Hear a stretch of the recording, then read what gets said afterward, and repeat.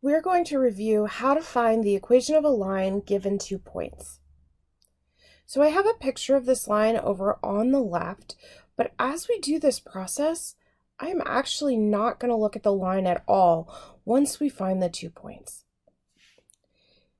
So if we are using this line on the left, say the 2 points of the line that I know are these two. So in this case, those are the points -2, 2, and 5, 4. I'm going to find the line that passes through these 2 points.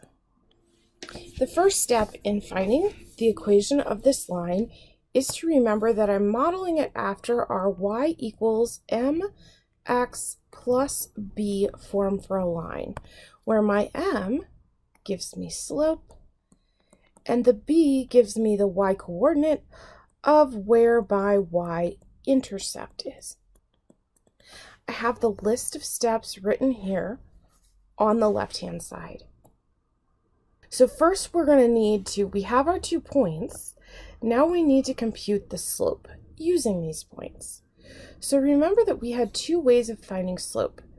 Way 1 was to draw our slope triangle, but the second option was to use the formula r coordinate, second coordinate of r minus second coordinate of p divided by first coordinate of r minus first coordinate of p. I'm going to name my points. We'll let r be the 5, 4, and p be the -2, 2. We had explored before why it doesn't actually matter which point I assign which letters to, as long as I'm consistent. 4 minus 2 divided by the first coordinate of r, 5, minus -2.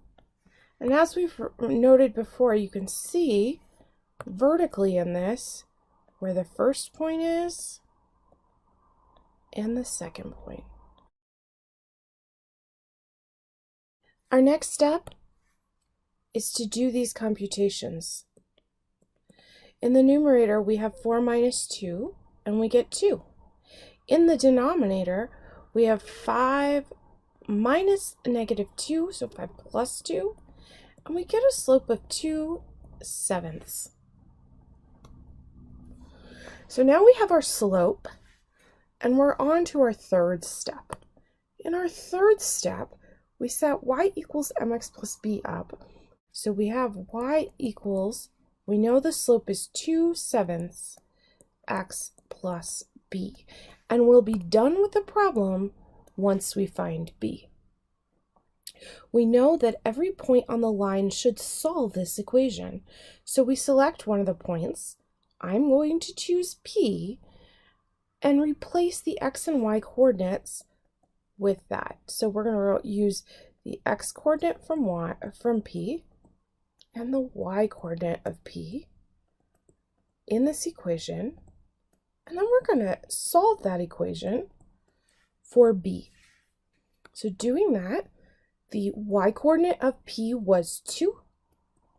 So we get 2 equals 2/7 times the x-coordinate of p was -2 plus my unknown b.